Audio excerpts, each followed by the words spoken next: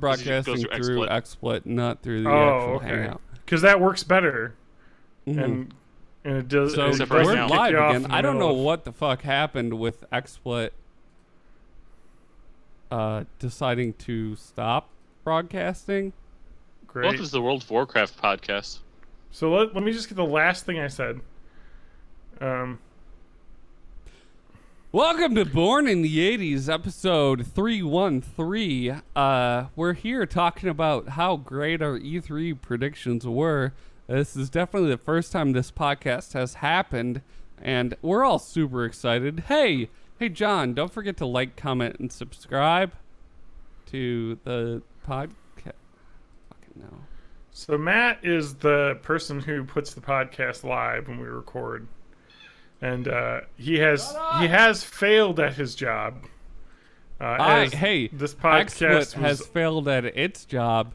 XSplit it appears to be going now, but it just decided to quit broadcasting. You just do a hangout on air, and it live broadcasts to YouTube automatically and archives for you. Yeah, but then I don't have this sweet soundboard where I go.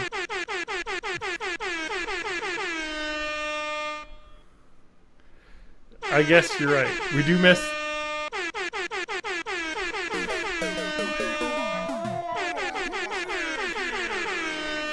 Welcome to World of Warcraft Battle Royale.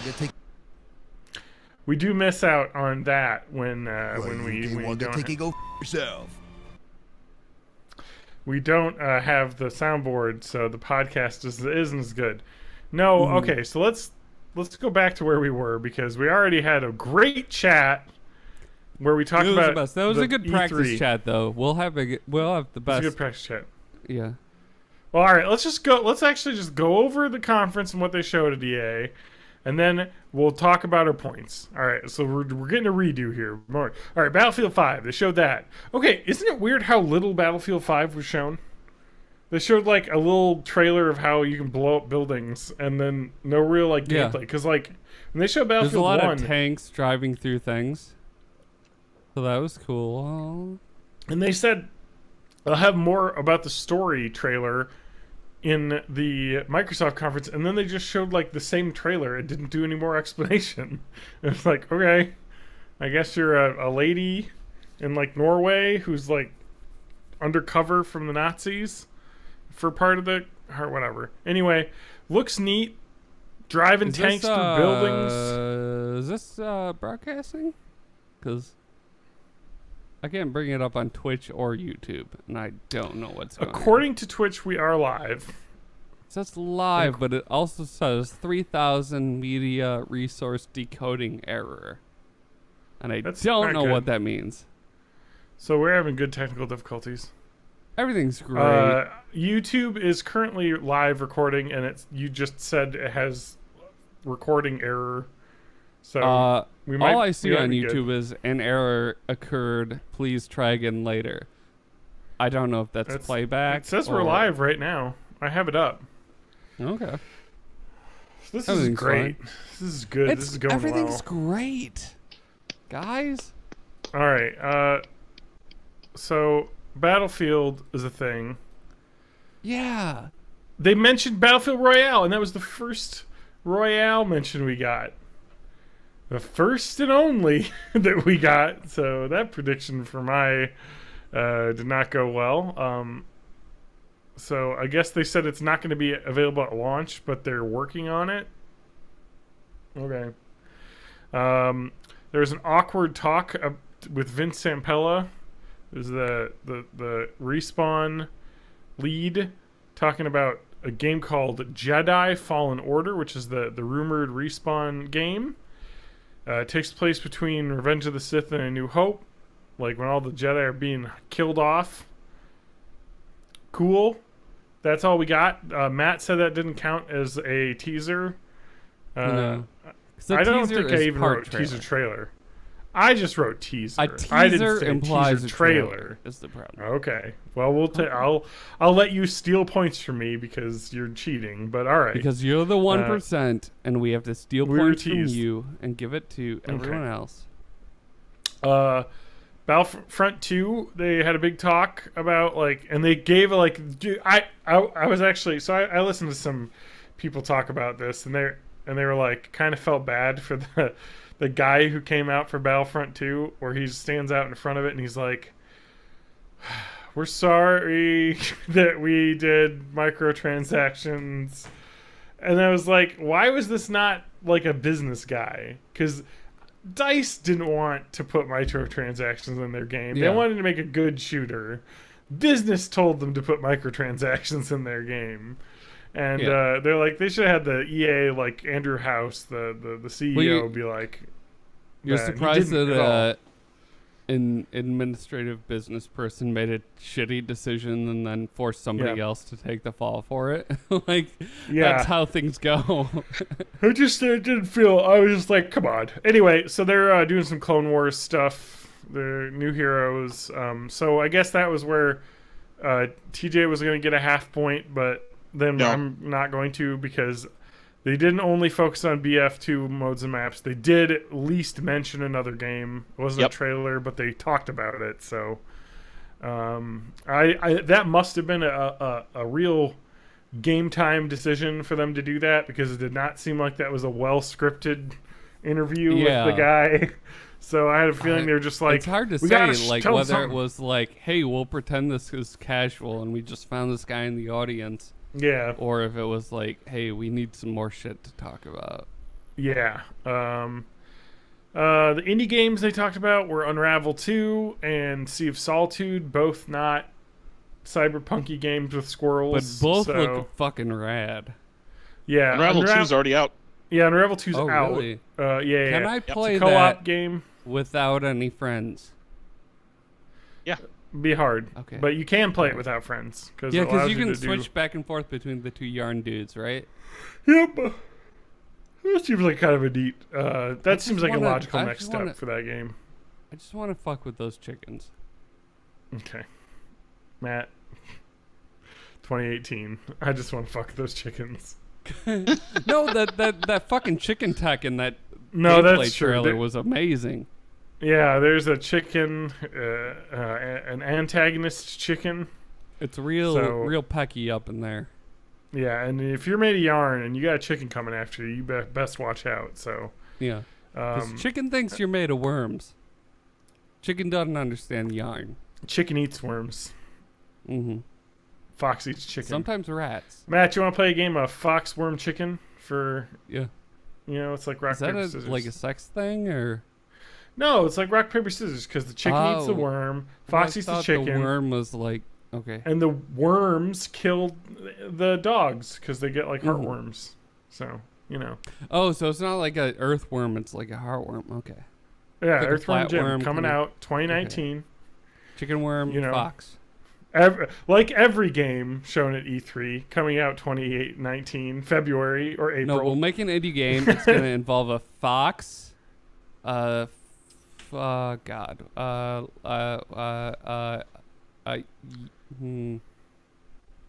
alpaca, a llama, a fox, a llama, and a goat, and maybe a squirrel. And that is the indie game of E3 2019. Okay. You're doubling down here. Those are all the hip animals of the day. And a fidget spinner. There's going to be a fidget spinner in there, and somebody's flipping 3 bottles. years late. Fidget spinner. Look, I know what the kids like. Okay? Oh, man. That's the thing. We also saw Sea of Solitude, which I remarked was the most German thing I've ever seen, because it was just a lady talking about loneliness and like an ocean of loneliness. But it looks neat, because your like character is like trying to like not become a monster of loneliness, and it seemed like kind of an allegory maybe for the way the internet is now, where we all kind of become monsters. Because we're not connected to people. I don't know what you're talking about. I've been on Twitter, and I think everyone's super polite with each other. That's true. No one's been publicly shamed or anything on Twitter. It's pretty good. Okay, we gotta talk about the Command and Conquer game that they showed. I remember when they started showing this. Do we have to talk about that? It's a phone game. No, we don't have to talk about it. I just was like, oh man, Command and Conquer is great, but it's not a Command and Conquer game. It's a phone game. It's Clash game. And the fact that they were like, hey, here's this phone game that we're gonna shoutcast for a while. Yeah, they and like then after like 45 minutes, like, and it's Command and Conquer. Oh, maybe you should have let us know that. Yeah, they could have gone with that early. Anthem seems pretty neat. It's coming in February. They had a weird conference discussion where they like brought out like a panel of experts and like they talked for a while, and then they actually started showing like gameplay stuff. It was like, why didn't you do this right away? Like everyone was just like, are they going to talk about the game? And I think they don't have. I don't think they're close enough to finished. It's coming out in like 6 months. But they only showed two javelins. Yeah. But anyway, that makes me a little bit nervous. The stuff that they talked about in this game actually sounds really cool. It's not like people are like, oh, this is them like trying to make Destiny. It definitely doesn't seem like Destiny now that we've seen a little bit more about it, because it seems like you kind of have this hub world that you're hanging out in, and then when you go out into the world, you'll see other people, but only other people in your squad. The hub world is kind of a single player experience. Yeah, and then or you can go out single player and do missions, or you could get a group together and go out and do missions. So it seems kind of like not exactly like Destiny, like where there's not like just people running around. Like the hub world's like your story, maybe more like Fantasy Star. Fantasy Star is a good one actually, or online. What's it called? Guild Wars. No. This Star Wars one. Star Wars Galaxies. Old Republic, because Old Republic is a BioWare game, and they have like parts where you'll do story parts like in that, and you'll get like your own like zone only you can go in, and like you have like single player story stuff, but then you can go out and do missions with other people. So I think it sounds kind of neat. The gameplay looked cool. Like there's like flying around shooting at dudes, shooting rockets, big numbers flying off. I don't know, it looked cool, but like all the combat seemed to be click and target type shit, and I mean that's a lot of those BioWare RPGs. I don't know. I just like it seems cool, I guess, but I don't know where it stands for me and my like desire to play it. I don't know. I want to be Iron Man. I want to fly around. But it seems like it might be a little bit too loot grindy, kind of raidy shit for me. Yeah. We'll see. I mean, we'll see. So before we finished the EA, they did an EA Sports thing where they just had a canned trailer showing some EA Sports titles they have. They talked a lot about FIFA, how you can play FIFA 18 for free now. It's like during the World Cup, soccer or whatever. It was a free weekend or something, yeah. Yeah, well, it's like a free month, I think. They said for like June, like play the World Cup stuff that we put in there, and it's a free update. Yeah, if you have FIFA 18. Yeah, and then they're talking about Origin Access Premier, which is a subscription service on top of the Origin Access subscription service that already exists. Which seems much like the Xbox Game Pass, where you'll be able to like just get games. So that seems pretty neat. Like I guess, but it seems weird. It's like you already are asking for stuff, so I mean, whatever. Let's talk about our stuff. Dogmouth Reel from Star Wars. Matt said we didn't see that. Happen. No canned fake game chatter in the Anthem one. They showed it kind of like single player. Like Ubisoft. Nobody was talking. It was just the AI, like computer talking to the person. No Cyberpunk indie game. TJ's NHL 19 prediction was not addressed at all. But NHL 19 was on the floor. Anymore. It was, but and it isn't going to be DLC. Oh. Oh man. Star Wars will only focus on modes and maps. Nope. They talked about the new game, even though it wasn't much. They didn't. Weren't all hush hush, and they didn't have a catchphrase. No, not really. No. Not at all. So the score after EA was 2 points for John, 0 for everybody else. This is where I was getting nervous. That's okay.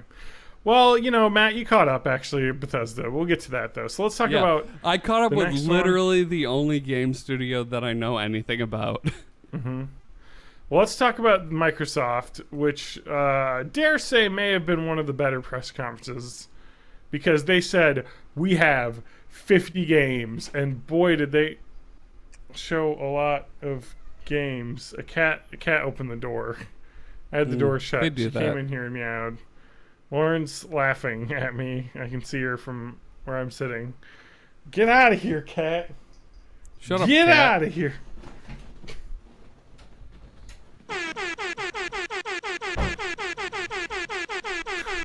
Alright, the cats have learned to open my door.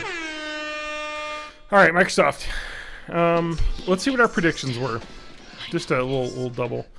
So there were some rumors about someone had mentioned to Phil Spencer, who's the head of Xbox, and he was like, well, we got JRPG at this conference. And so I said Lost Odyssey 2. We read a prediction that was like fucking Blue Dragon 2, which nobody played the first one. So no battle. I said Battle Royale for Crackdown 3, and that they wouldn't mention HoloLens.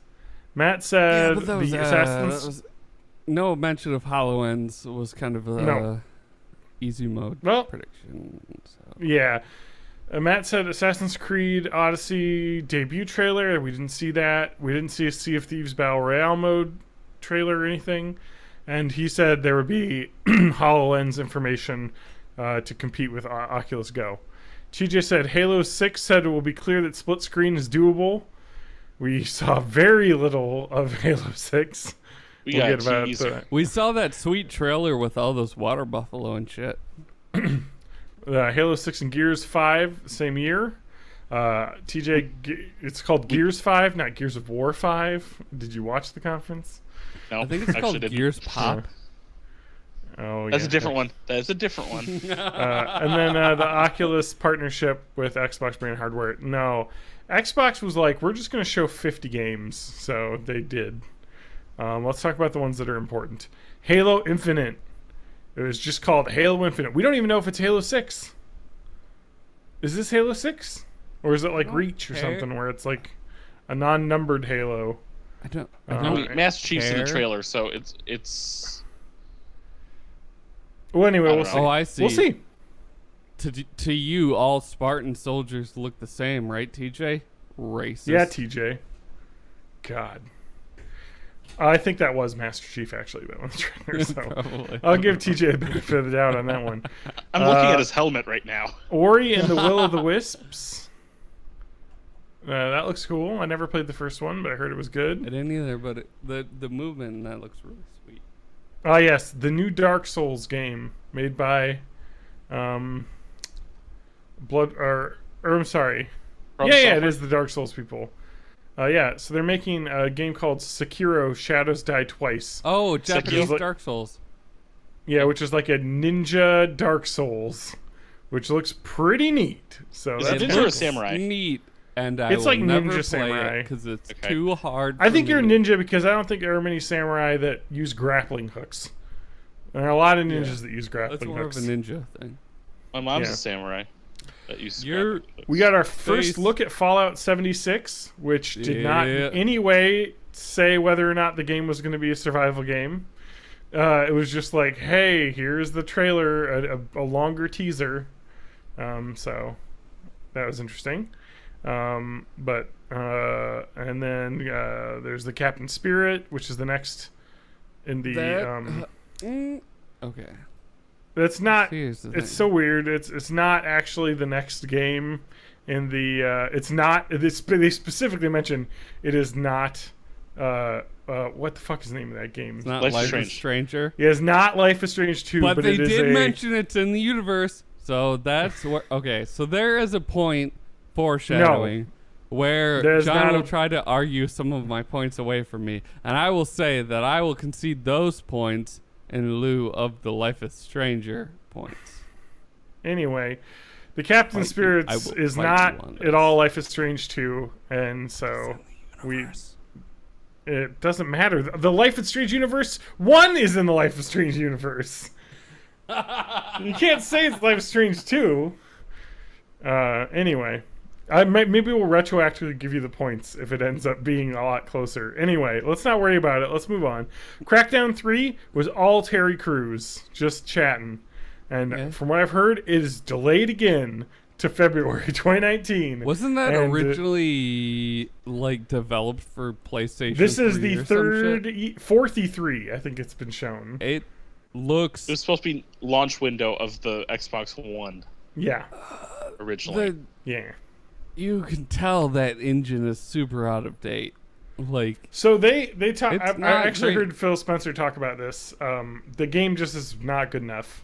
And so they kept delaying it, and they were just like, "It's not. It doesn't feel like Crackdown." So they're not putting it out until they're happy with it. So it's just getting retooled. And they said it's real close. It's starting to feel good. So they think they'll be ready by February. Metro Exodus, we saw a quick trailer. All right, February. Yeah, that looks 2019. Cool. More games on my computer. Yep. More February games. So many things come out February 22nd. Yeah. There are so many games coming out January, February, March, April of 2019. It's kind of insane. Kingdom Hearts 3 trailer. They debuted the Frozen world with Elsa and Anna and that horrible snowman that everyone hates. Hey, Square Enix. You be easy on Josh Gad. I love Josh Gad, but that character is dog shit. Anyway, last night... Oh, sorry, I'm reading the literal text from this.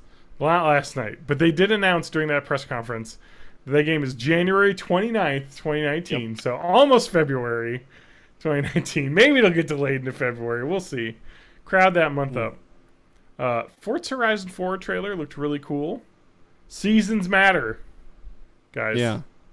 And they actually talked about how this game is not going to do the Drivatars, but is going to be open world racing, kind of like the Need for Speed games have been, and like what was that name? Paradise, Burnout Paradise, Paradise, or Crew as well, where everyone you see in the world is a real person, so you can like kind of run around and do stuff, which is pretty neat actually. I mean, I like the way that those games do it, where you kind of see someone else and just kind of, hey, let's race around and do objectives together and do ramps, and we get double XP because we're in a group.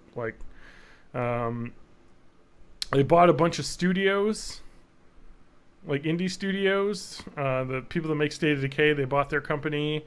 They bought the Forza Horizon studio, Playground Games. I guess they weren't part of Microsoft before, but I guess they are. They bought Ninja Theory, which is pretty crazy, which was originally like a Sony exclusive company back in PlayStation 3.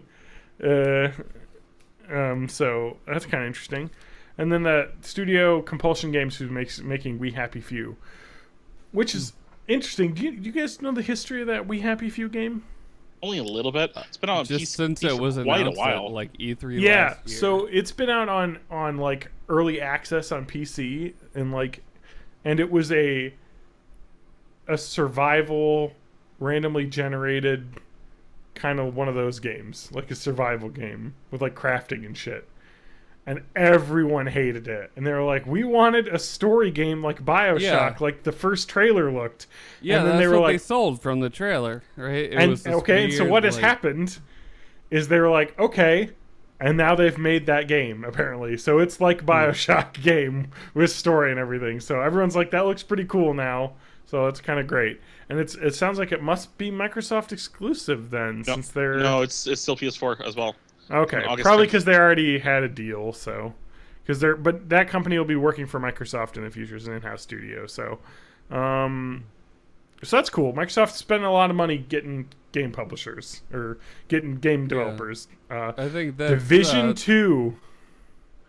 Sorry, you can go subtitle first. the multiplication. No, I was just gonna say that's kind of their investment. Like they in the future. they haven't had a lot of exclusives this generation, so they're saying, hey, we're gonna buy a bunch of studios and develop shit for next generation. But Yeah, we hey, should you know how still like probably Nintendo? buy some Xbox One X's, right, guys? Yeah, Still buy them. yeah.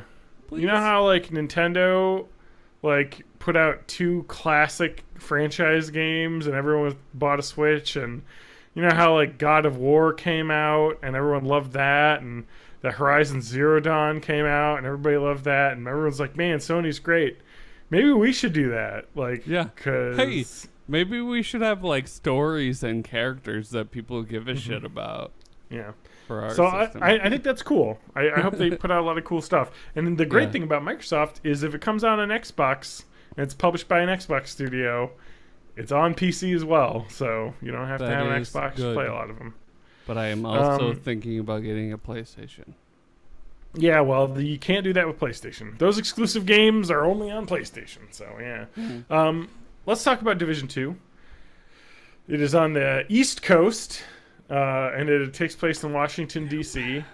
And they were like, the symbolism here is not lost on anyone. So I don't understand. Too subtle for me. yeah. This also had the canned dialogue as well, multiplayer. Well, what's going to end up happening is they're not going to go super political with it, just like Far Cry 5 didn't go super political. It sounds like they're going to, according to, I guess, what people were hearing in interviews. So, I mean, I hope so, because that'd be kind of badass for them to do, but I don't know. They had a Shadow of the Tomb Raider trailer. Nothing really new there. Another game coming out this year. People were talking about Skate 4 coming back, the Skate franchise. Because I actually didn't know this, because I guess Microsoft turned the Skate 3 servers back on when they made it backwards compatible, so you can play Skate 3 multiplayer now. But I guess Session was a crowdfunded game, and it's a new kind of like by the people that made Skate, I think. So developers. So. Oh, okay. Yeah, so it's kind of like, all right, spiritual successor. I'm just glad it's coming because I want a skateboarding game. Yeah, Skate's good because it's kind of like a weird. I don't know if you've ever played any of Skate, but it's more of a physics simulation based skateboarding game and less of a Tony Hawk game, which I think people really liked because it's kind of like difficult to master, you know, like the ability to skate on it. So it's more like Goat Simulator and less like Goat Simulator. Yes, that's a good way of calling it. The Devil May Cry 5 trailer. There it is, baby. It looked that's kind of neat. Looked real neat. Yeah. So yeah, they're continuing with that. Yeah, that's cool. I mean, I played the first 3. Never really played any of the other ones. So I guess this is a sequel to Devil May Cry 4. Cool. It has nothing to do with DMC, which was in 2013, which was like a weird Ninja Theory remake thing, reimagining. Anyway, Cuphead expansion with Lady Cup. Chalice, Miss Chalice. So that's kind of cool. I mean, people like that. I've had enough of these goddamn female protagonists in my... No, I don't really give a shit. You guys want your Japanese games? We've got Naruto. We got Goku. We got that guy from One Piece. Yeah. They're all fighting in Jump Force, which was like the craziest fucking thing. It's funny. It was like they haven't announced. People were like, "Is this going to be a Naruto game or is this going to be a Dragon Ball Z?" No, no. No, it's all of them. Okay, got it. I just remember that trailer panning across, and I was like, "That looks like Naruto," and then that looks like the One Piece ship, and it's like that looks like a Dragon Ball Z spaceship. Oh, it's all of them. Frieza. And I think at the end there was like a Death Note guy. Yes, the guy from Death Note. Yeah. So it's basically J-Stars, but it is J-Stars essentially, the sequel. So I guess the title Jump Force comes from like the Jump manga magazine, like publisher. Yeah. Okay. Yeah, Shonen Jump is just like a monthly like magazine that has like an issue of like 6 different mangas in it each week. So you got your One Piece, you got your Naruto, you got your Dragon Ball. It's always in there, so that's even what the J from J-Star stands for. Was the Jump? Well, Shonen Jump and whatever the other Jump is. So don't play Smash Brothers. Play this game because it's got fucking Goku in it. But here, let us list all doesn't. of the Jump manga patch notes for you in excruciating detail. For the Let's next spend half 22 hour. minutes mentioning every character that's going to be in this Jump Force game and all of their moves. Everyone is back. Dying Light 2 was announced, which was pretty cool, actually. I just started playing Dying Light, actually. It's just a pretty cool parkour zombie game, and they're Dying making Light, another one. A spin-off of Dead Island based off a new mechanic, and they've delayed Dead Island 2 ad infinitum in order to continue making Dying Light because it's a more successful series. Yeah. Okay, guys, did you know there's a Battletoads game coming out? Yes. I remember they showed about that. it, and I want it. They definitely mentioned the only details that we've heard is that they said it will be a couch co-op game with 3 players, just like the arcade. They're going for It's that. It's probably gonna be in a read 'em, beat 'em up or something. Yeah. There's Just Cause 4 trailer. Just Cause 3 was okay. Like it wasn't as good as Just Cause 2. I've seen some gameplay post E3 of Just Cause, and it's very fun looking. Yeah, it's crazy. They've always With, been like, crazy. The balloons and the rockets and shit. But, Yep. Yeah, it's fine. I don't know, I've it's liked not the type series. of game I like to play, but it's the type of game I like to watch other people play on YouTube. Yeah. Tornado action. You know what's interesting about Just Cause 2?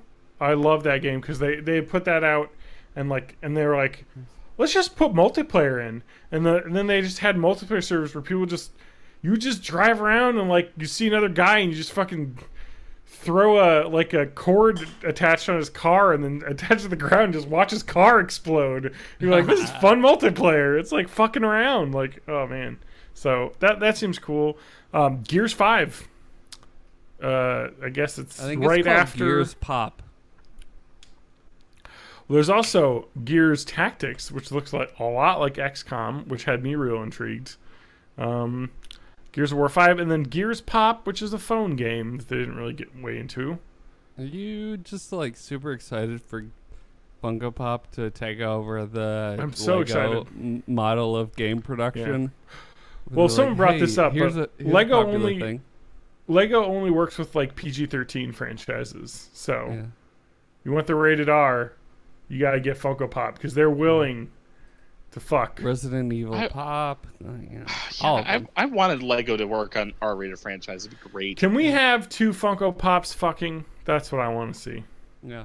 Yeah, make a Team Fortress. Let's Or do not- it. sorry, Team America. Team style. America Yes. Funko Pop. Yeah. Phil Spencer got on stage and said, "Hey, guess what? Next Xbox is being worked on." They So were just like, "It's gonna happen." buy any of the current Xboxes because we're working on the new one. Well, it's Fuck you definitely not all. going to be this year, or it's definitely not going to be next year. So you got 2 years if you buy an Xbox One. The nice thing about the Xbox One, though, is that backwards compatibility is getting pretty intense. Yes, there's so much. There's so much. I'm like thinking about like I kind of have to get one now because like I have so many Xbox games I could play again. Okay, and then probably my highlight of the entire show was the Cyberpunk 2077 trailer. Yeah, that was fucking Oh, great. it looks so good. And, And the just best part about that this, shit where they're like, we're ending the press conference. Oh shit, we're being hacked by cyberpunks Yeah. from 27. Yeah. yeah. This okay, so it's not really a gameplay trailer, but according to people that were at E3, particularly Yeah, because like they had news playable outlets, demos on the floor. they had it wasn't in this floor. You had to get in a fucking. It was the hot ticket. It was like you get a private demo because they had a private gaminess demo. It was 50 it minutes was like long. a press only thing, or Press only thing, yeah. So it was like, and they were like people were like, it feels like they have this game like very heavily worked on because there was a full hour of story they were able to like see in that thing, and it's a first person RPG. They said kind of like Dex games stuff where it's like you can hack or you can shoot your way through stuff. and they were like, it's just got like all this cyber lingo, and like, oh, it just looks so cool. Like, I'm excited. I mean, that company is making some good games, so I'm in. They had that Battlefield 5 story trailer, which was like 20 seconds longer than the other one, so I don't know what the fuck that was. Tales of Vesperia was their RPG, the JRPG. So a remake of Tales of Vesperia. They lost their exclusivity. I thought that thing was going to become backwards compatible because it was an Xbox 360 exclusive, and now they're making it a remaster for Switch, Xbox One, and PS4. Yeah. But it's coming out on Xbox, so whatever. Yeah. Let's see here. Master Chief Collection, Game Pass is getting a bunch of big games. But Elder Scrolls Online, for one, actually, will be on Game Pass, so that's kind of neat. Soul Fallout 4. And Fallout 4, yeah. So they had a pretty hefty showing. Oh, and the First Division, which I didn't play yet either. Yeah. I played that.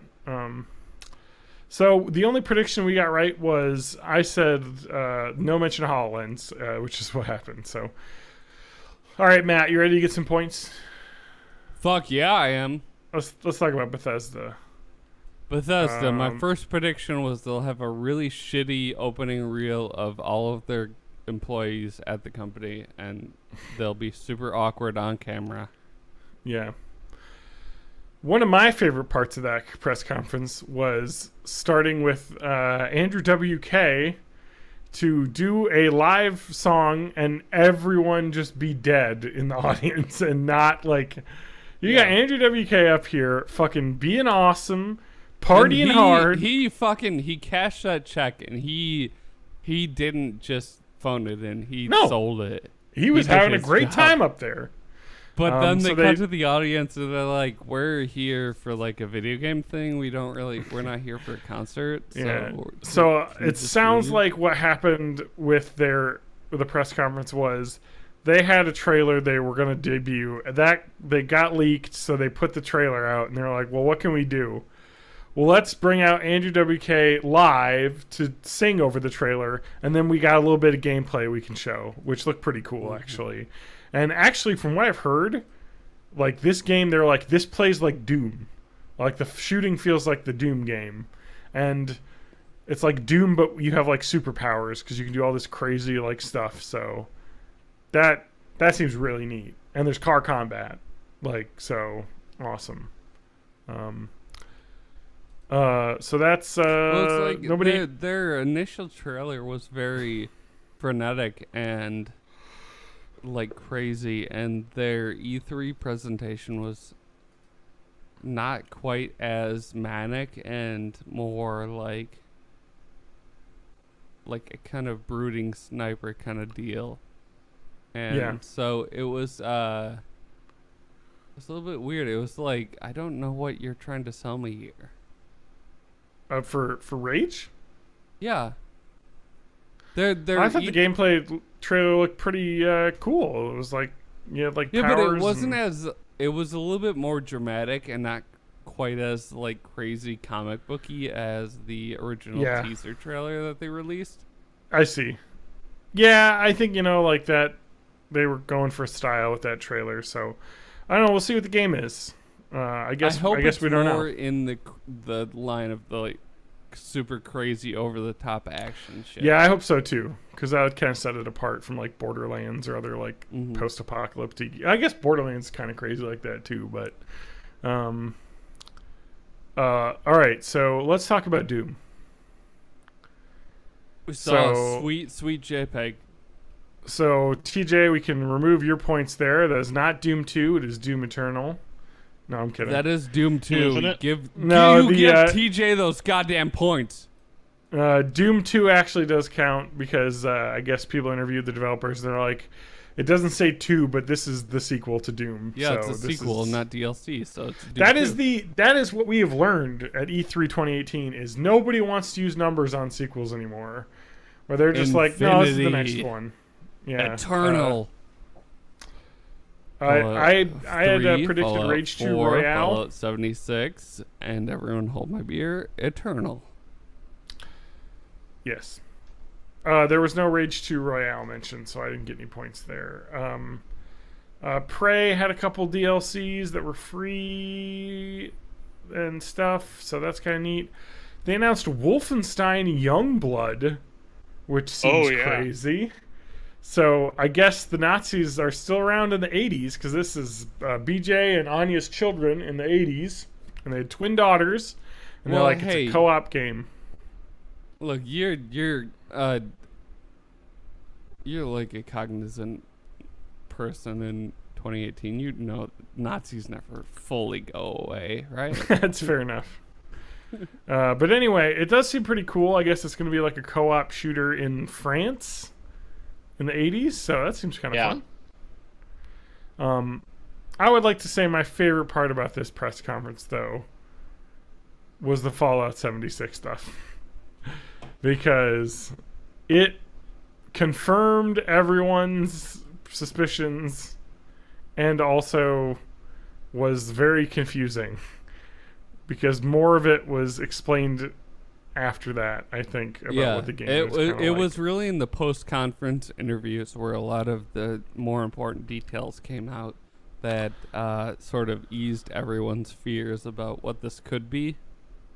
Yeah. Well, I just want to talk about this for a bit, because they were like, okay, you know, you emerge from the vault, there's the overseer, you'll have quests and missions to do, and, you know, like, it's a Fallout game, you know, you level up. And then they didn't mention anything about quests or missions again. And they're like, all right, but it's a multiplayer game. Like, and they're like very heavy about it. And then you hear more details, and they're like, there's no human NPCs. And you're like, well, no human NPCs. Quests and missions was a lie. But there's not a lie. Apparently, I think it's... Well, that was my thought process evolving as I found more It's actually kind of interesting, too, because like hearing more about that is just like, wait, so are the quests and missions just like, oh, I need to go get these parts, so that's my quest now? Like, well, it's like you'll find a holotape somewhere, or you'll find a robot that has a pre-programmed kind of quest deal, and that's interesting. Actually, that and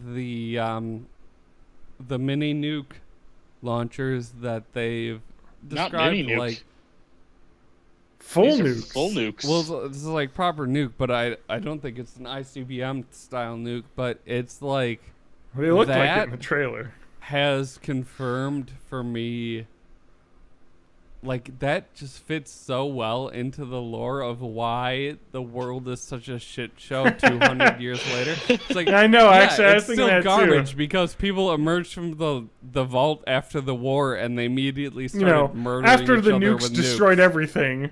They were like, all right, let's everybody. go get some more nukes.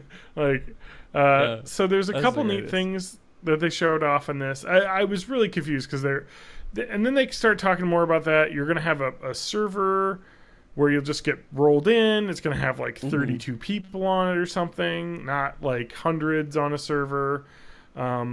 So some stuff came out. I guess NoClip, which is Danny O'Dwyer, who does a lot of video game making of documentaries. I saw that documentary. The documentary is awesome because they go into way more details about the game.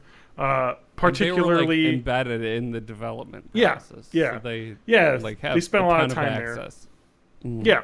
Well, basically, because they were like, we're going to get a bunch of access about this, and then we can put it out after you reveal. So, so they're talking about how this is definitely a full multiplayer game. The press conference may be wary, and then watching the documentary is like, oh, okay, I kind of get what they're going. So they want like a multiplayer co-op exploration game where you're finding stuff, you're going to this stuff, you're getting the loot. Let's get our friends together and go raid this other vault. And it's got much these, like, more super like mutants in it. Player versus environment type of deal, Yes. where you emerge from the vault and there are all of these monsters. Like the Raiders faction hasn't coalesced yet. There's not. There's all just of super these, ghouls, like, I guess, human... that have guns. There's the Scorched, I think they call them, Scorched where ghouls. they're like the early ghouls that are just completely fucked up and crazy. They're like feral ghouls, but earlier. And, but supposedly they can use guns, so that's where the gun-on-gun combat comes from in PvE. So yeah. So it actually sounds way cooler. It's a really interesting story to explore. Yeah. And I might be just a little bit biased because I'm a total Fallout fanboy, but I think it's a really interesting thing to explore in a game and to think about before Fallout 5 arrives in 2020. Well, I really like the idea of that they talked about a bit more is like this is much more of a co-op PvP or PvE game because it sounds like they're like, we want you to go out and like explore around. I guess there's going to be like in-game events that happen where like people can crowd together and work together to like beat a big world boss. So, I mean, that sounds kind of neat. I've been researching a lot of the West Virginia cryptid lore, and it's great. It's like there were some hints Mothman about that too. Yeah. Oh, that's so great. And that'll be neat. Since I'm such a Adventure Zone fan, like their most recent season takes place in West Virginia, where all of the McElroy brothers are from, and we are forming a Adventure Zone clan when Fallout 76 launches. So I'm super psyched to have that community to just like plug myself into when it launches. Yeah. Well, it seems really cool. I'm very excited to play it because it really does feel more like it's going to be less PvP. And they were talking about like, oh, and you can nuke other players. And then I was like, what? Like, okay. And then in the documentary that came out, they're like, oh, the nukes are what you use to unlock the higher level of gameplay. Because you'll like clear an area out and then you can drop a nuke on it and then like higher level monsters show up with better loot. So it's they're like it's kind of like there's sort of level cap to just getting access to the nukes. Yes. Yeah. And then once you do that, you're sort of incentivized to just do it on a barren area or like a named area. Like oh, there's this town. So we can turn it into a nuke version of this and fight like a big and boss when you there. launch the nukes, like the actual human players that are there will get a warning that's like, hey, a nuke's coming. You can pack your shit up at the push of a button and move it somewhere else so you don't get murdered by nukes. But it's like there's that level of it where you're creating this high level area to create resources and stuff, but there's also like the Snallygaster kind of stuff with West Virginia folklore where there's like an end game where these dragon type creatures emerge from the crust of the earth, and the only way to defeat them is with nukes.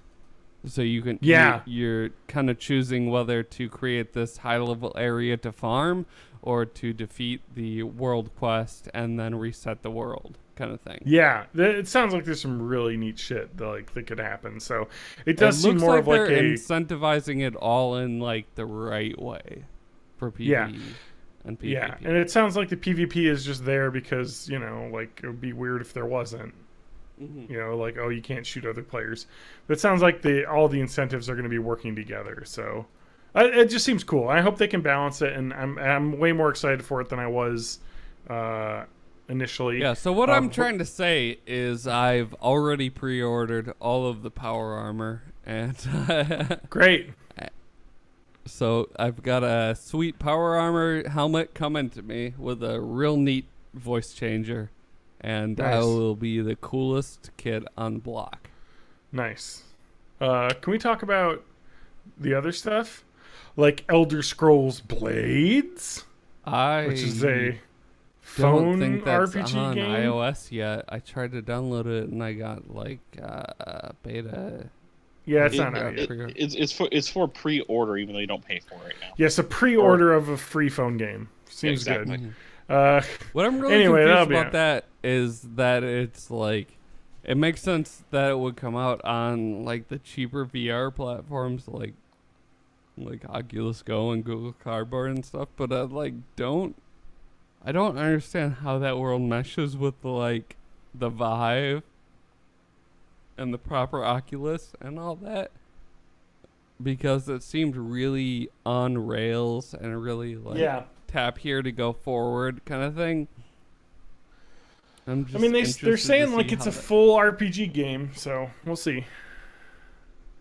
I mean, that'd be cool if they'd have it and it worked. So let's talk about Starfield. And they just were like, Todd's like, hey, guess what? Here's some real generic teasers. Here's my $300 leather jacket. Here's a sweet, sweet JPEG. Yeah, so Starfield, they announced that it was heavily rumored that they were working on that. And they're like, yeah, that's the next gen game. So the kind of people are kind of like, okay, so this is a PS5 kind of thing. So we're starting to get rumbles of that. My favorite, though, was the Elder Scrolls 6. Where it's just like, here's an image. Another real sweet JPEG. But it's nice to see, like, and he talked about it in the NoClip documentary. It was like, we just want to show people that, you know, we are working on this. Like, there's no need to not be upfront with this. There's going to be Elder Scrolls 6, obviously. You know, we've been working on Starfield. It's our new IP. Like, obviously. What did they mention? It was like going to be Elder Scrolls 6 and then Starfield and then possibly future Fallout games or something like that. I don't know. Yeah. But so they've been working. They mentioned that they've acquired more studios so they can work on more IPs at the same time. Yeah, basically they're like, now we can work on 3 games at a time, like the way it was. Yeah, and I'm sure that's going to be something where the Fallout 76 team, after that game comes out, they'll have some people dedicated to keeping it running, and then those people can go off and make another Fallout game, or you know what I mean? Like, it's kind of neat. So that, okay, so we also got to talk about Wolfenstein VR was announced for sure, VFR. There was an Alexa Skyrim Very Special Edition trailer, and I have tried that, and it's super fun. It's like playing Dungeons and Dragons, but your dungeon master is Alexa. It's the best. It's with a friend of the show, Keegan Michael Key. He's been on the show, Keegan Michael. He's been on the show, yeah. So and with his wife. I just want to point out that we're like almost as famous as him because he's been on the show. So yeah, you know, we got the scoop. So let's talk about points. Let's see here. I didn't get any because I said Fallout 76 would be on Switch, that the multiplayer would be playable soon, and they were going to build single player DLC in the future. Nah, it's coming out in November, right? 76. Yeah. End of the year. Well, I said November. Yeah, November. Yeah. Because you got that correct. Oh, Rage 2 Royale is not going to exist, so they didn't mention it. Wolfenstein VFR, Matt was correct. Fallout 76 in November, Matt was correct. TJ said Fallout 76 August. No. But Doom 2, you got. See, I was basing my prediction on Fallout 4 came out in November that year. Yeah. That was announced. I think TJ thought they were a little farther along than they were. They're ready to go. Because, I mean, it's possible. But anyway, Fallout 3 released on Switch. No, we didn't hear anything about, like, Switch stuff very much from them. So just Fallout Blades. Skyrim Blades. Yeah. Elder Scrolls Blades. There you go. Blades. The Blades game. So John still had 3, Matt's 2, TJ's 1. Feel Satan.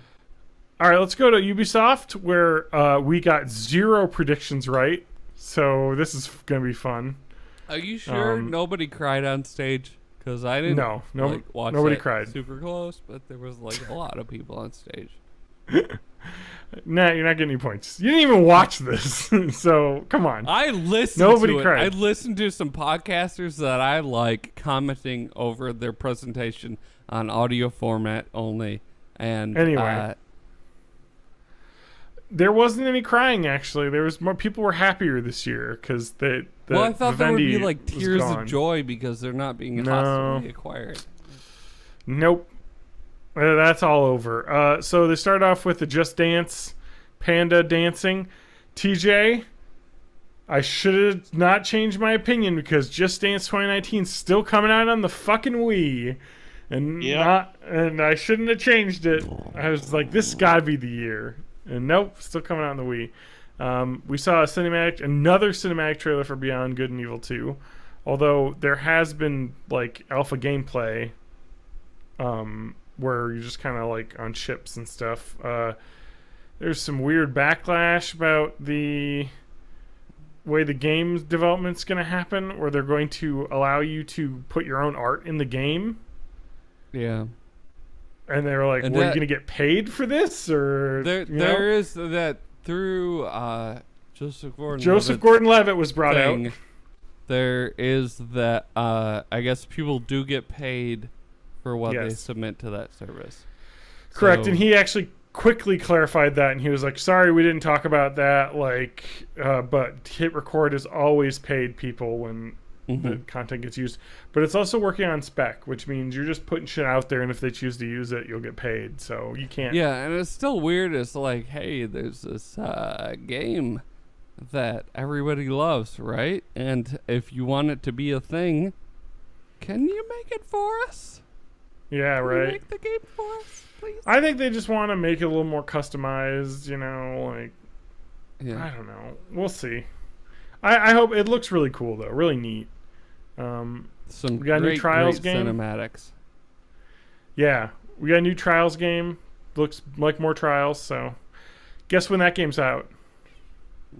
February 2019. So, got another one to the pile. Division 2 is going to have raids, large-scale raids. Apparently, lots of free DLC. It's going to have America's in a new civil war. Like, it's split. There's been a division in America, apparently. Oh, weird. Anyway. 8-player raids it's going to have. So, I don't know. It sounds neat. It looks cool. I mean, I like the original Division. I just didn't get way into it. They announced fucking Donkey Kong DLC for Mario and Rabbids Kingdom Battle, and Grant Kirkhope got on stage and got to do some music. Great music. Always great music in those Donkey Kong games. So, Skull and Bones they showed some more of. That open cool. like sea pirate shooting game. It's kind of like a first-person shooter, but your character is the boat. Yes. Yeah. And that got delayed quite a bit. So, and they were like, because people were thinking that might come out this year, because they showed it, last year, and no, it's not coming out this year. So, it's that weird, like, Transference Elijah Wood VR game. Still working on that, I guess. Star Fox game, TJ. Ubisoft is putting Star Fox in the game because Nintendo doesn't got time for it. So I guess that Starlink game, which they talked about last year, which got like the little ships. You buy like ships. Oh, Matt has to pee. Matt, urine watch. Just letting everyone know. TJ is asleep, so. Yes, I am. Totally asleep. Man, everyone's just fucking dead tonight. What's going on, guys? I was up until like 2 in the morning yesterday. Well, I was up late too, and I hauled wood this morning. I woke up at 7 to drive down to Monroe. Haul wood for my parents. I feel like shit. I'm very tired as well. Let's get through this shit. Yes. Star Fox. You can buy an R-Wing toy to play the Starlink game. And you don't pay more for it. The Switch version's still the same price as the other version, surprisingly. Yep. Yeah, somehow. They were able to fucking make the game not cost more because it has a little cartridge instead of a disc. I hate that. Anyway, that's coming out this year, so on Xbox One, PS4, and Switch. Fucking For Honor DLC, we don't give a shit about. It's got Chinese fighters now. Oh, does new it now? faction. Great. Yep. That seems fine. I mean, like, that's a faction. I still need to play it. Martial fighters. I've heard it's good. And they close out with a ton of Assassin's Creed Odyssey. No, you can play as a man or a woman. They're talking like straight up. You choose. It's not like Syndicate where it was switching between the two, or so it's just straight up. You choose. Oh, gay fucking. Yeah. Lots of stuff. Same-sex relationships. Heck yeah. Yep. I want to fucking have some Isle Lesbos, baby. There were people complaining about it. I'm like, it's Greece. Yeah, Well, man. not Greece, but still, the time period, yeah. Yeah. So let's talk about points before Matt gets back and complains about not getting points for stuff he shouldn't. Just Dance 2019. Sorry. It's on the Wii. I said it wouldn't be on the Wii. Division 2 Royale didn't exist. We didn't get any word of Watch Dogs 3. Matt said no word on Beyond Good and Evil 2. I don't know why he said that. Is he fucking high? Because they showed that last year and they started with it this year. He said Division 2 would be in the West Coast. Nope. That would have been neat, but they're going to DC. And someone will cry on stage. No sadness. Nope. There was no it was all pretty upbeat. Assassin's Creed on Switch, TJ. Nope. Nothing. Which is weird because Ubisoft and Nintendo got that relationship, but no new Splinter Cell stuff at all. That was a huge swing and a miss. I want Splinter Cell. And then this is Sparta reference in Assassin's Creed. No, but there was Sparta reference. You know what I love about this Assassin's Creed Greek one is that people are thinking, or like Sparta and Greece is like people are like, when does this take place? And it takes place before the Egyptian one because people don't know the Egyptian culture existed from 10,000 years ago all the way up to after AD. You know what I mean?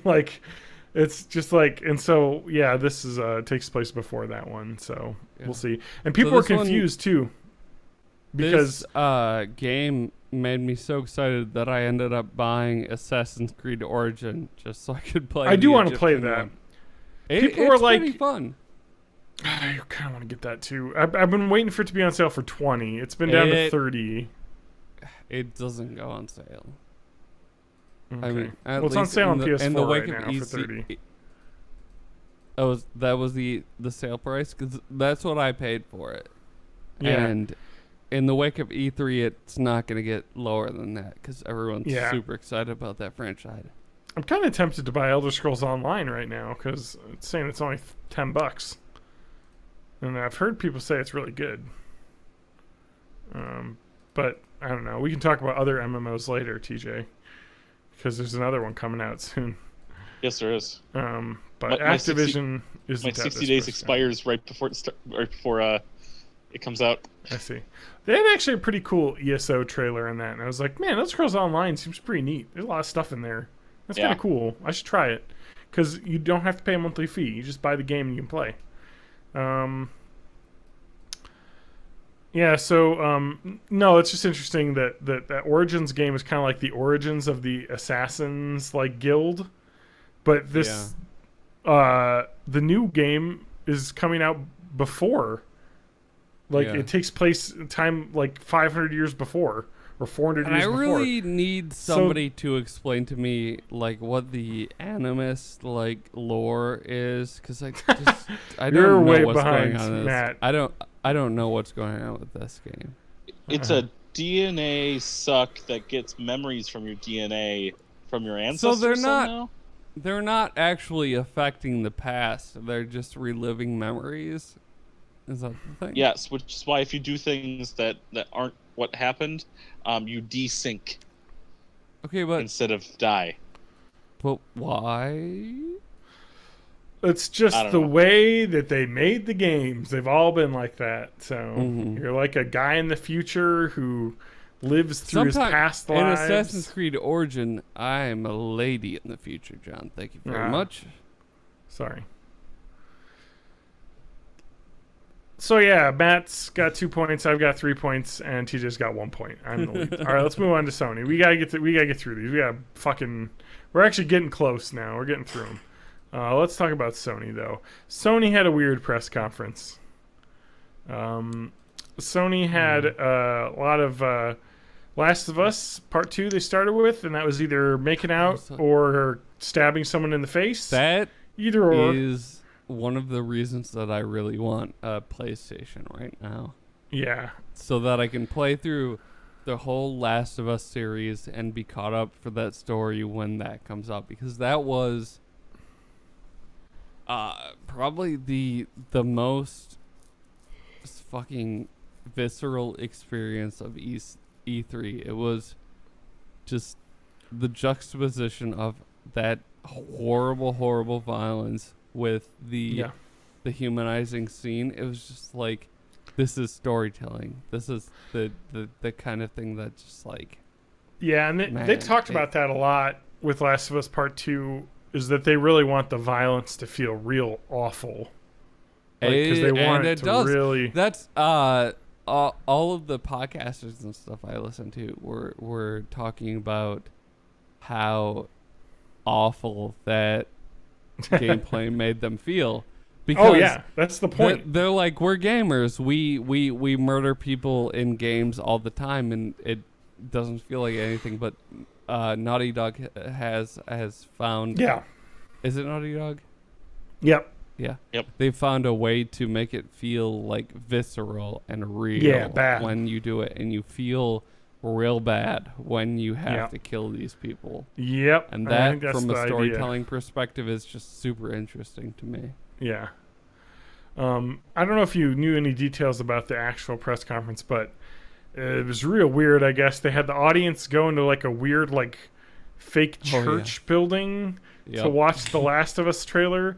And then they moved everybody to a theater, and it took like 10, 15 minutes where everyone was just sitting around being like, what? And I then watched they showed it a couple live, so I got the games. weird like cutaway thing. And I also, one of the podcasters I listen to goes to that stuff as like a games journalist, so he had the first-hand perspective, and it just sounded like they handled it in the worst possible way. Yeah. It was just super. Well, everyone was real terrible. confused as where they were supposed to go, and you got all these people like just want to watch games, and it's like, well, now I gotta fucking like wait in line now I got a multiple fucking times. Concert. Oh, I guess I have a fucking Academy Award-winning composer to play for me. Whatever. I just want to see the games. Yeah.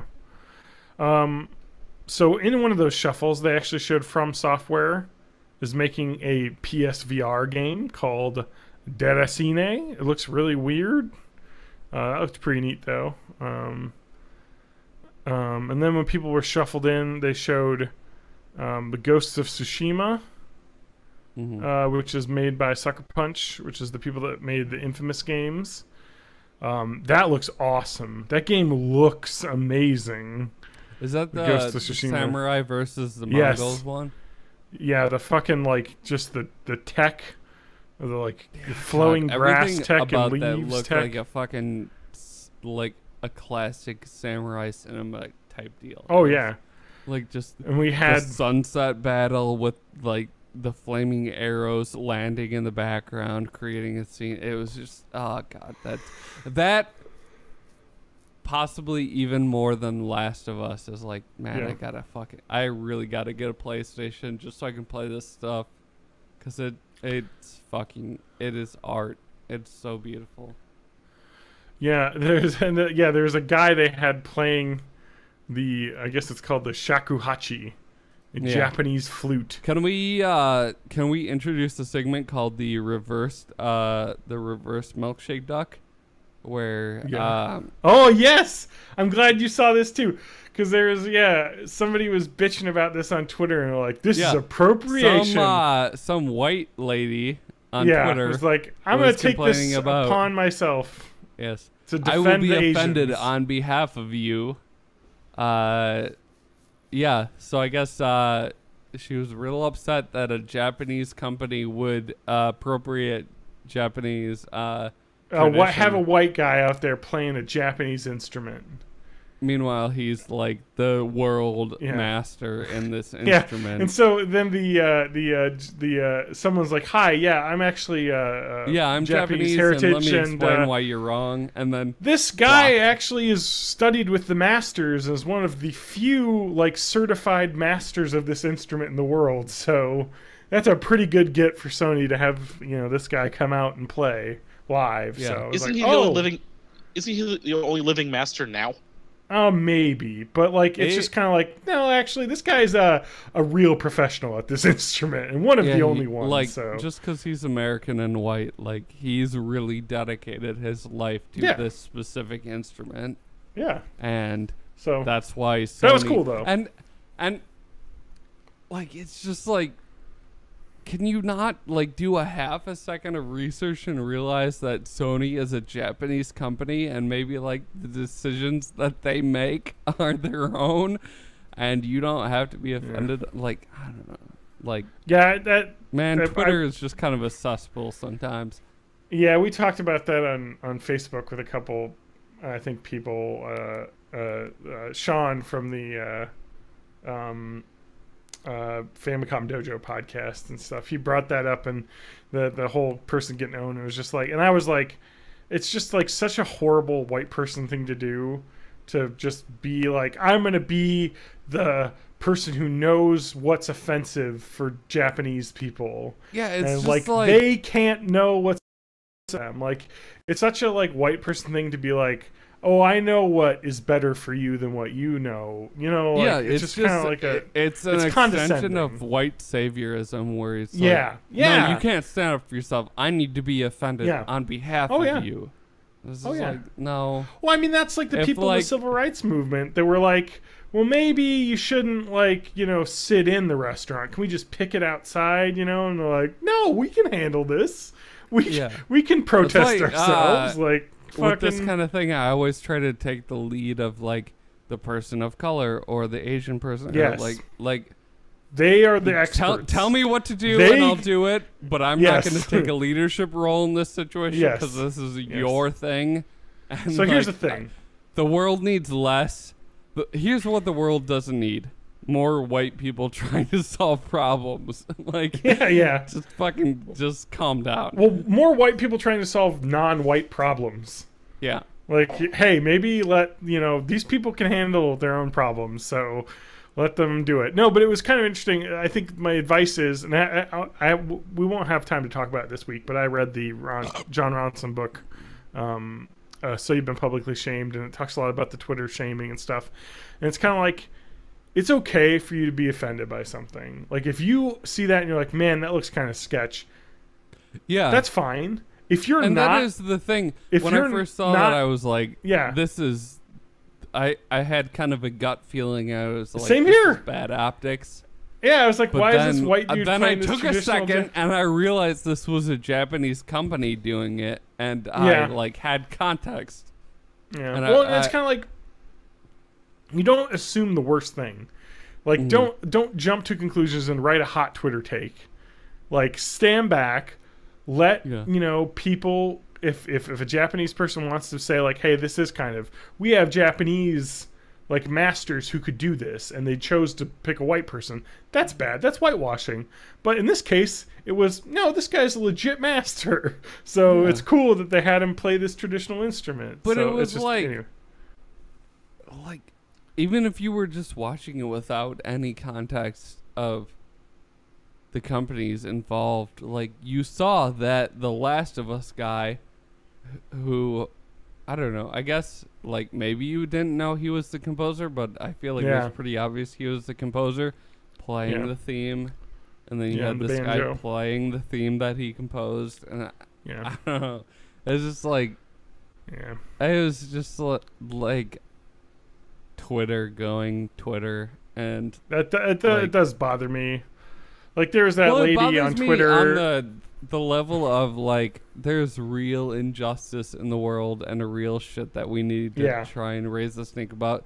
But when you just fly off the handle with this kind of stuff that doesn't really mean anything, it kind of devalues the actual struggles that people are going through. It's like, what are you actually arguing about at this point? Like, that, it reminds me a lot of the Twitter incident with the Chinese dress the lady had for her prom dress. Yeah.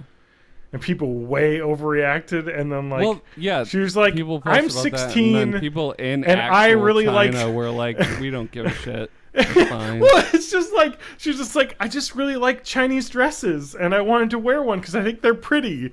Is that a crime? Like, I'm not trying to appropriate a culture. I just think that they make pretty dresses. Like, it's just like, okay, like can we calm down on this a bit? Because it was, and the worst part, it was a dude who was saying, like, you can't wear this. And it was like, kind of like, well, I mean, maybe you should get a Chinese woman to perspective before you start arguing and yelling and getting a Twitter mob sicked on a 16-year-old girl.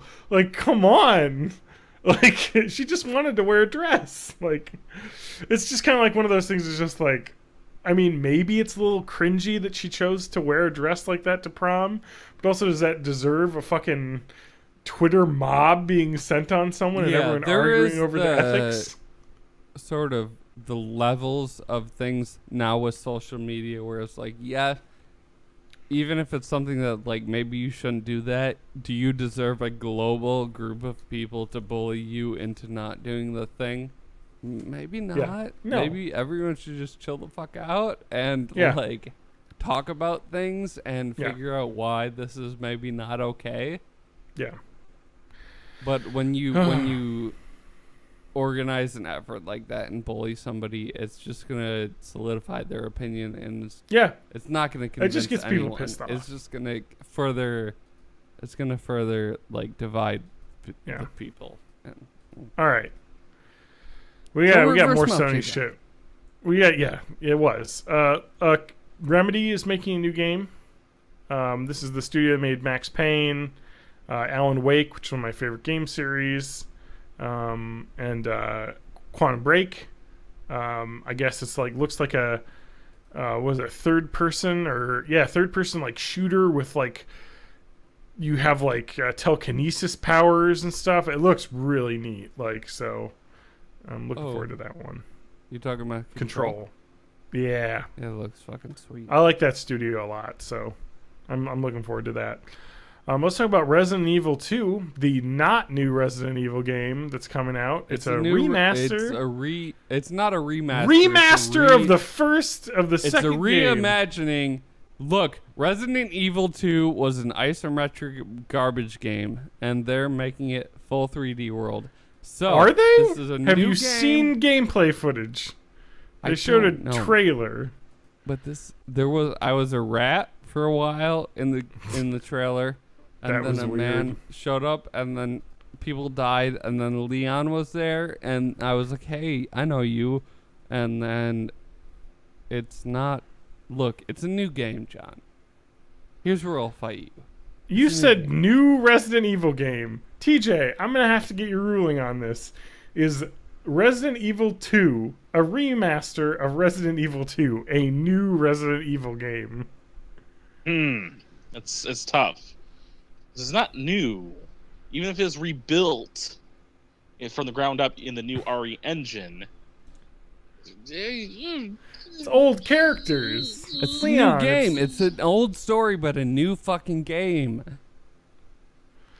It's not going to change the rankings. Let's give it to 'em. Okay, I was gonna say you're still behind on points after even if you get this. So Yeah, I know. Well, I know. and I was gonna say, if you take this new game away from me, I'm gonna fight even harder for Captain fucking Spirit being a Life is Stranger game. well, they specifically said it's not Life is Strange. They 2 specifically in an said it's in interview. the same universe. But they said this is not Life I'll is fight Strange you. 2. I will fight you. I will I'm in scratch the and same bite. universe as Life is Strange. Yeah, we all are, because it's a game that exists in our world. Let's talk about something else. Let's talk about Kingdom Hearts having realistic Johnny Depp in it. No. Again.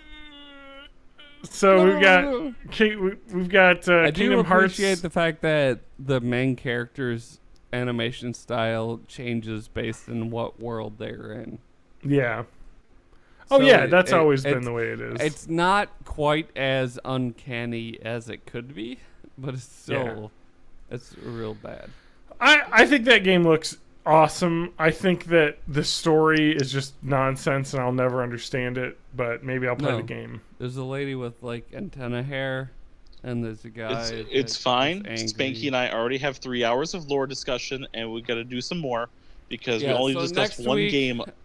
Everyone will talk about how Kingdom Hearts makes sense on this podcast. That'll be Aqua what got we Norded. release as an episode. Aqua got Norded. All right, let's not say things Nope. like that on this podcast. Nope.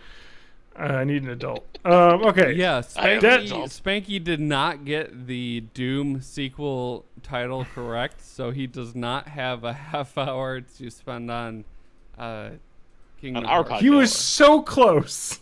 He was so close. What did he call it? I don't remember. Hell on Earth, I think.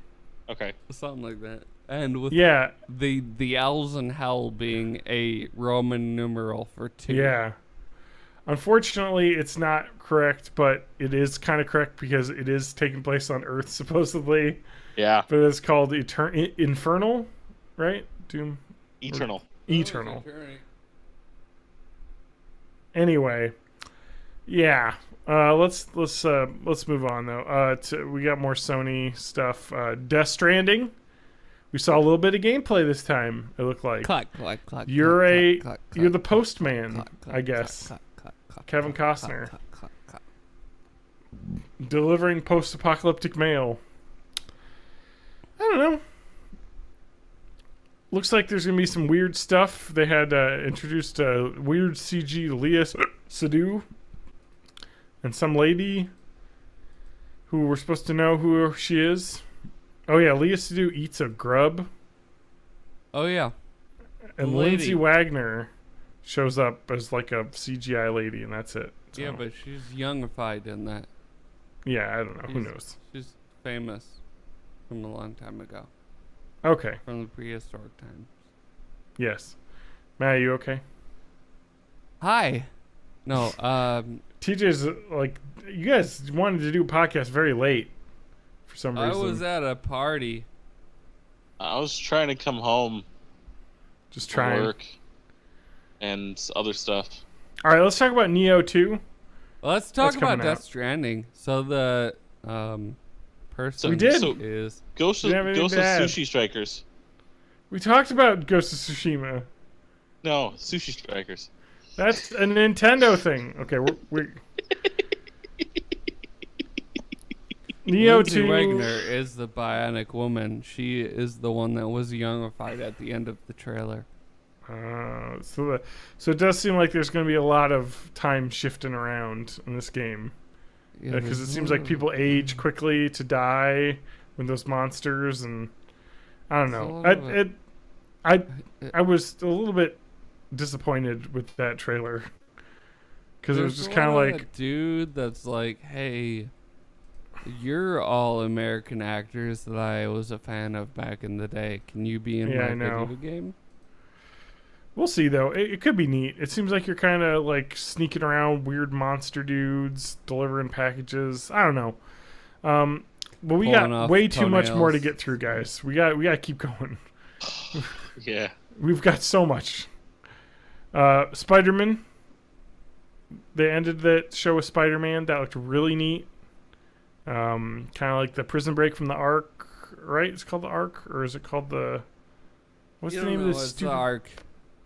The Ark is the Raft. The Raft. That's it. The Raft. That's the name of the super prison in Spider-Man Super world prison in Avengers. Spider-Man lore. You all right there, Matt? You just gonna repeat everything I say?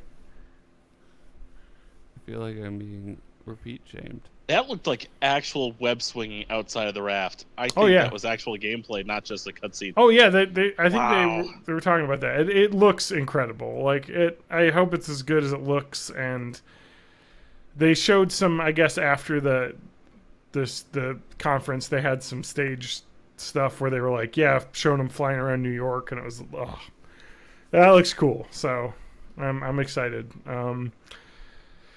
We had a couple other things. Black Ops 4 is gonna have some stuff. Oh yeah, did you see the Black Ops 3, TJ? Did you get that for free? Oh my god, fucking shit. What? Oh. And no, I didn't get those maps for free. No. Not yet. No. I'm saying Black Ops 3, the full game, PlayStation Plus, available for free. Oh, I already have it, but. Oh, okay. I got it. I played a bunch of Black Ops 3 multiplayer. It's a good game. It is, but it's fun. The bullshit they're doing with the pre-order thing. I don't know if that was announced at E3 or announced after, but yeah, that's where you pre-order it. You have to full pay the digital download of Black Ops 4 only on your PS4 to get 4 maps for Black Ops 3. Yeah. And those are PlayStation exclusive maps, and the fuck? Yeah, it's fucking crazy. So there was a Destiny 2 trailer as well for the Forsaken expansion. Which will have its own season pass on top of that. What the Yes, I know. But this is supposedly a huge content update, so hopefully that they're going to back that up So with is actual... Taken King, and we only had to buy it once. Anyway, I just want to mention that trailer was incredible because one of my favorite indie bands, Murder by Death, was the song they were using, Come to the Light. Yeah.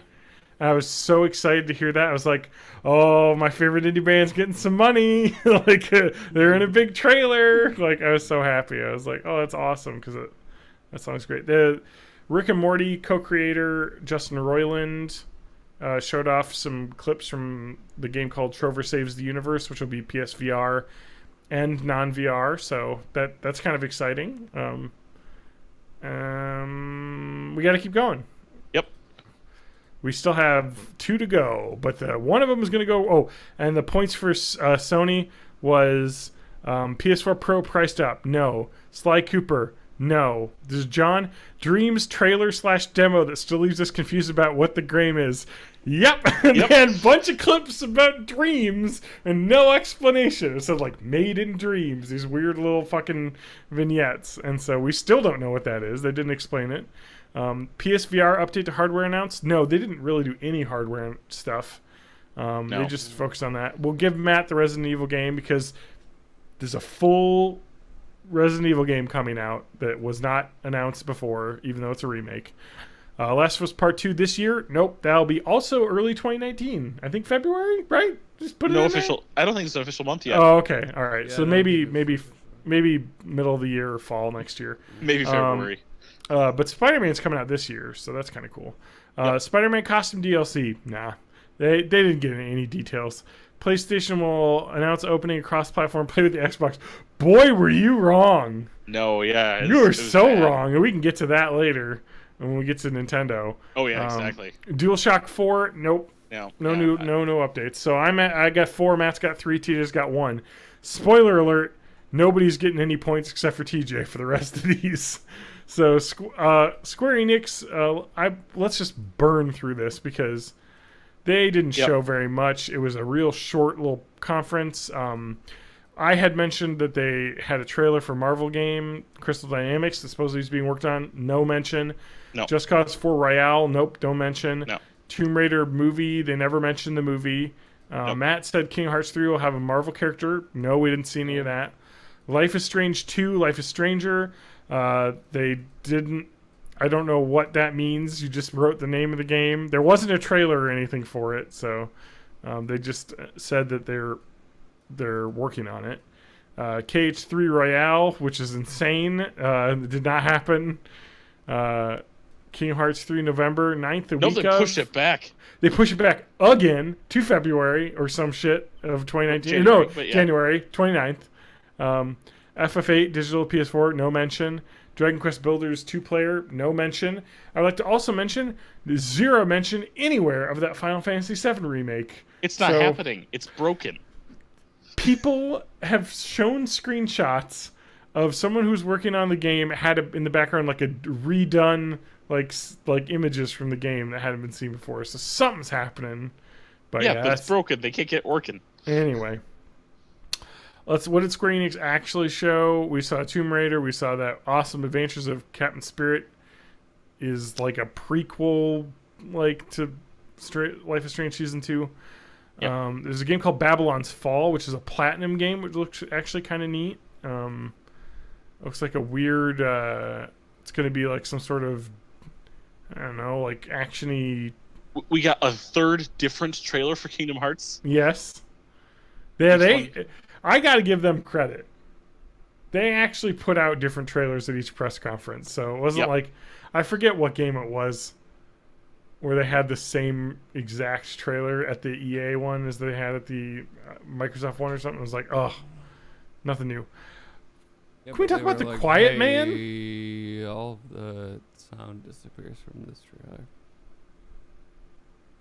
Did our sound disappear? No, the Kingdom Hearts trailers had a weird point where the ambient sound disappeared.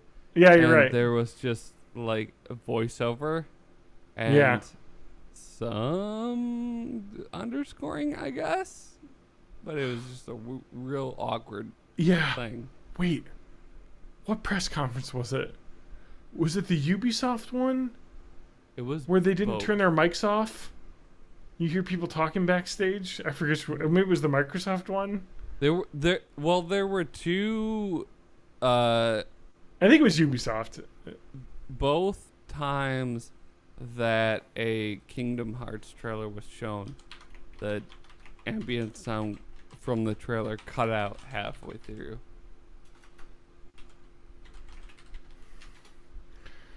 Which one was it? I think it was Ubisoft. So it was just funny.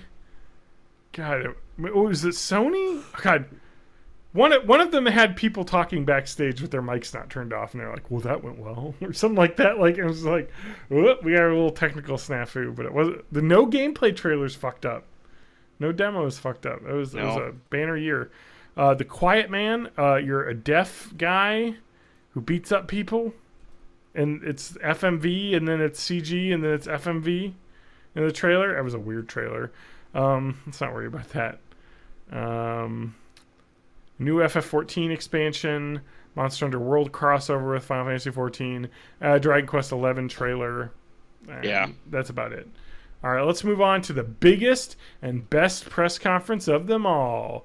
Nintendo. I don't even need to bring up a document to know what Nintendo went over. Well, hang on. What did Nintendo? Because there's a lot of stuff compressed in that first 10 minutes, like Yeah, Super there Mario was that. Party. Okay. Hollow Knight was at that moment. The Fortnite. They did that thing where Fortnite you can announcement. swipe horizontally on your switches so that it knows which switches which when you're playing party style. Yep. That kind of neat. Mario Party has online. Yeah, and it looks neat because it looks like there's like weird Switch linking you can do, Yes. which seems kind of interesting. But whatever, it's a Mario Party game, so it's not good.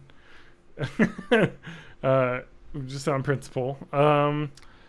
Fortnite Switch, I said will have exclusive in-game cosmetics that were Nintendo themed. No, nothing. No. Nobody What mentioned the Fortnite for Switch does and have the that's whole exclusive is that if you've linked your account to a PS4 ever with Fortnite, you exclusively can't play it on your Switch with your account, which is fucking insane. Yep.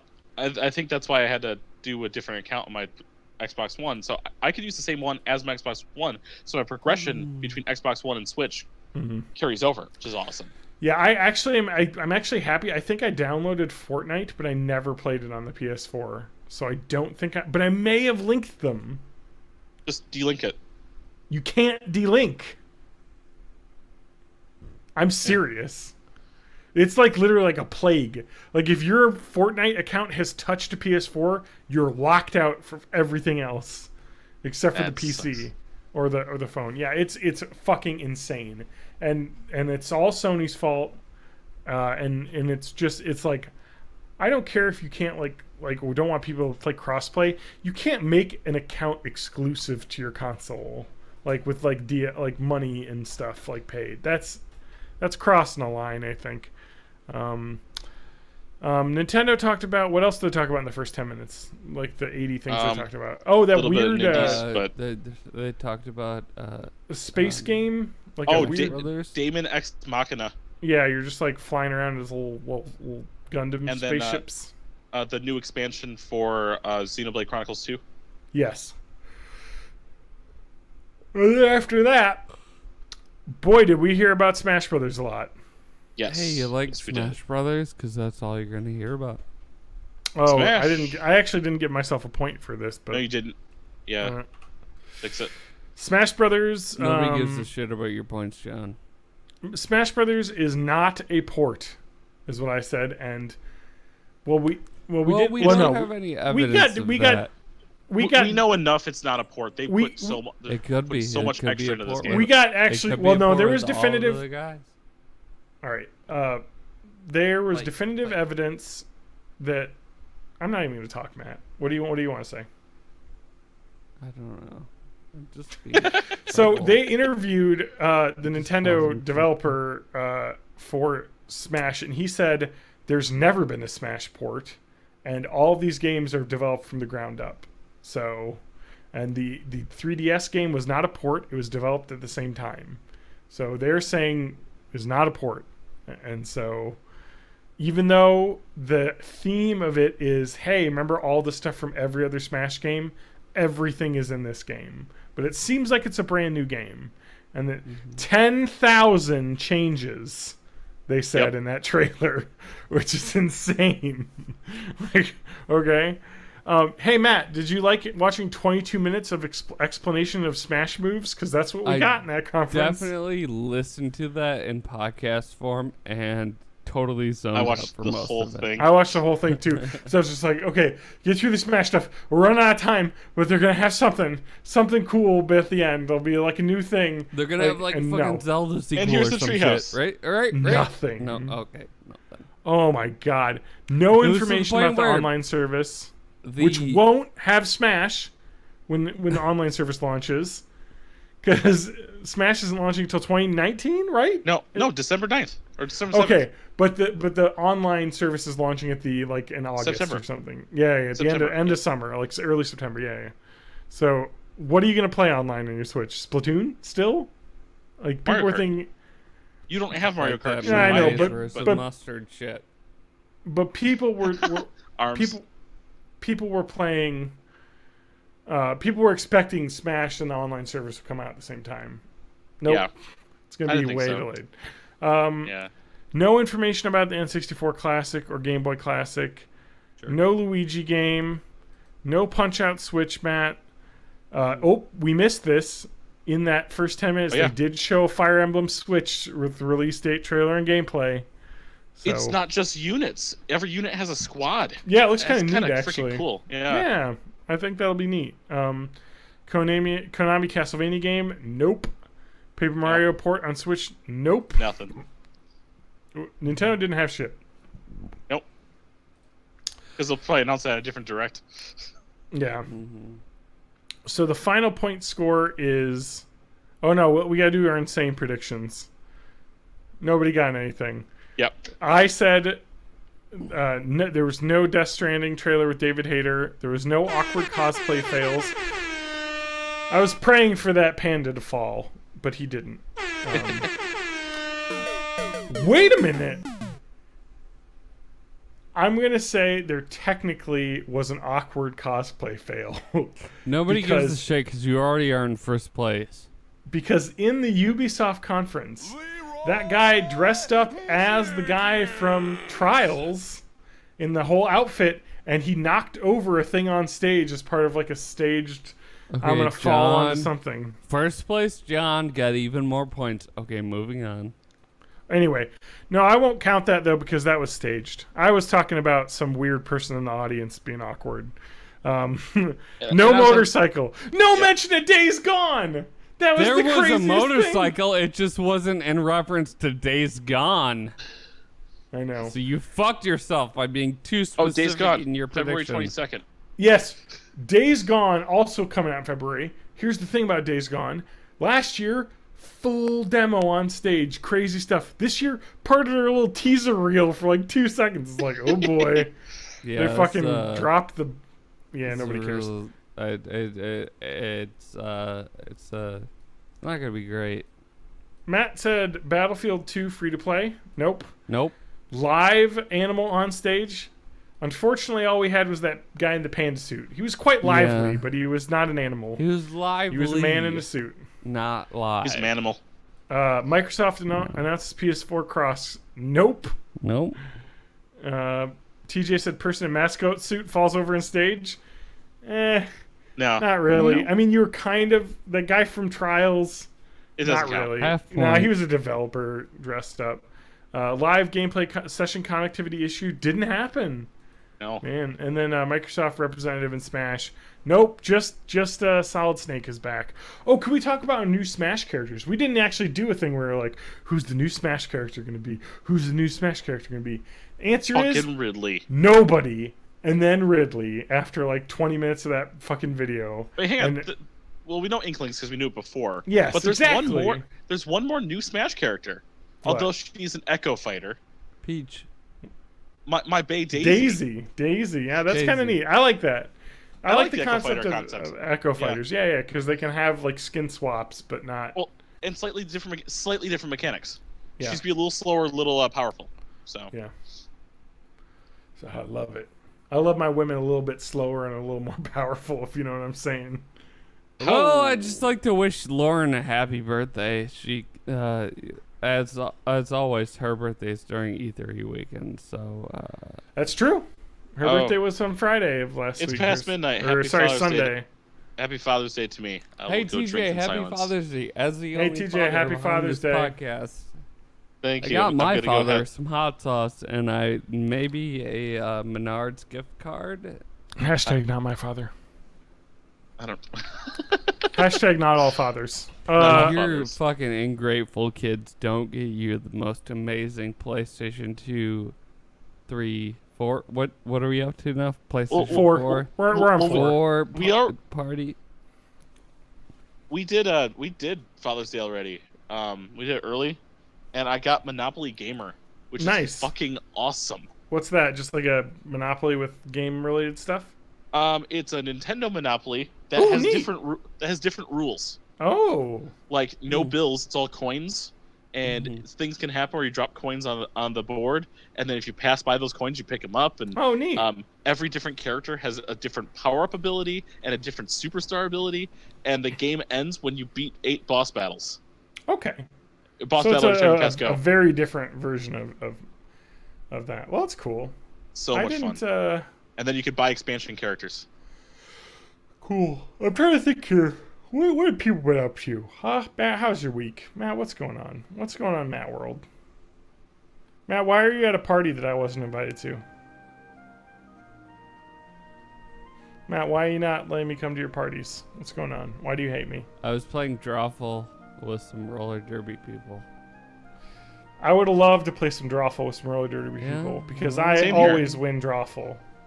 I'm My good my at family's gonna be Drawful. my family's gonna be out of town, so I got like 2 weeks. But But hey, you can come up it'll be here and buy us unsafe for some me Taco Bell sometime. Yeah, so. I do owe you guys. Wait, Taco TJ, Bell. your family's out of town? Well, in a week, Oh man, maybe I but could for visit. 2 weeks. Yeah, come on out. I Maybe I felt real will. bad because I was in Illinois, but I did not have any control over where I was the past I could have weekend. driven down. I wouldn't have minded. Well, I was TJ, at- we'll talk well, off air about this, but I I'd was love at to visit and somebody's hang out. birthday party, and I didn't know where I was, and I was super drunk, and The website is bornintheeighties.net. You can find Oh, all our thank old you. episodes there. .net. Yep. I'm gonna die because it is like after midnight, and I was I'm up gonna early die this After morning. because- midnight, we can let it all hang out. All right. Well, thanks for listening to that. That's E3 2018. That was what? Let's get our final thoughts. What was your game of the show, guys? The show Kind fucking of. sucked. It was kind of lame. I'm not gonna lie. Yeah, but kind of the game that I'm most excited about is Sea of Solitude in a weird way. I'm Yeah. It really does look excited really about- neat. It does. It looks really cool. I'm really excited about getting a PlayStation and going through the Last of Us series. I'm really excited They're good. about that. They're Sweet, really like, good. Japanese feudal Japan versus the Mongols game. I think The that Last they of Us showed. collection is like $10. It's, You can find that on it's, sale. it's 10 or 20. Yeah. It's all over. You can the find it place. on sale for $10 all the time, though. So, Yep. actually, Matt, if you wanted to borrow my copy, you could totally have it. Hey, John, can I? Because I think I got it when it was on sale. Because I had that Gamers Club unlocked, and I think it was 10. But if you had the Gamers Club unlocked, it was like $8. So I got it for 8. And I was like, I might as well, even though I own it on PS3. So anyway, my game of the join show our is Discord. Cyberpunk 2077. Yeah. I That love looks fucking sci-fi, sweet. and that trailer was Real awesome. sweet, And it, Sweetie I just McCool. want to see more. I can't wait. All right, TJ. As much as people are making fun of it, I want to play Elder Scrolls Blades. I really do. I'm gonna play that probably on my Switch because it's not just mobile; it's mobile and console. I hope it's good. Oh yeah, and it'll be free on Switch too. It's Which free is on all, great. everything. Yeah, I also yeah. downloaded Fallout Shelter. I haven't started playing it yet though. Yeah, that's fun. I have it on my phone. fun little time waster. Yeah. So my game of the show is Fallout 76 because I pre-ordered that with the collector's edition. 'Cause I'm a sucker. I went through like 18 stages of emotions on that game, and I finally settled on cautiously optimistic. So Like, it looks interesting. I fucking love Fallout. Oh, I think multiplayer questing in Fallout could be really fun. So that sounds really cool. It's gonna be real neat. Plus, I love the West Virginia lore that they're sticking in. And Yeah.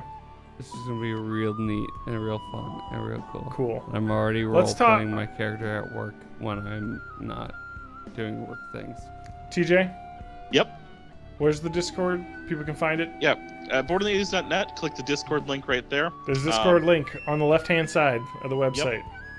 We chat all the time on there and share shitty memes, and you can see Every day. a screenshot of Pink Sparkles, Yep. who we mentioned in the part that got lost. Who's our best friend who we know personally. I really like Pink Sparkles. There's something about her. I don't know what it is, guys. I just can't stop looking, you know? Well, I there's can't something describe. about her that makes me really invested in, like, making sure that she's okay. Like, I feel like... You just want to make sure You okay? everything's alright. I just want to know. And that's not my responsibility, and I recognize that. But also, you cool? I don't... Oh my god, I fucking hate these lady streamers. Sorry, I don't hate them. It's just weird. If you're streaming and you have a, like, money, like, thing where you're, like, trying to, like, earn stuff, and you call someone your stream daddy, it's kind of weird.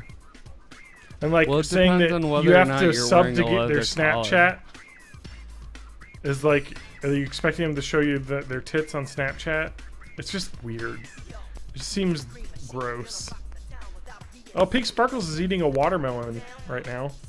Okay. If you want to just tune in on that. Well, I gotta go, Yeah. so can we end the podcast? I'm sorry, There's I'm a too thing busy that I watching gotta this watch, large so, breasted woman eat At- watermelon right now. At Eighties Podcast, it's at dripping John down her Danger, face at is the Matt problem. Music, Oh. at MayofMay84. See you guys later.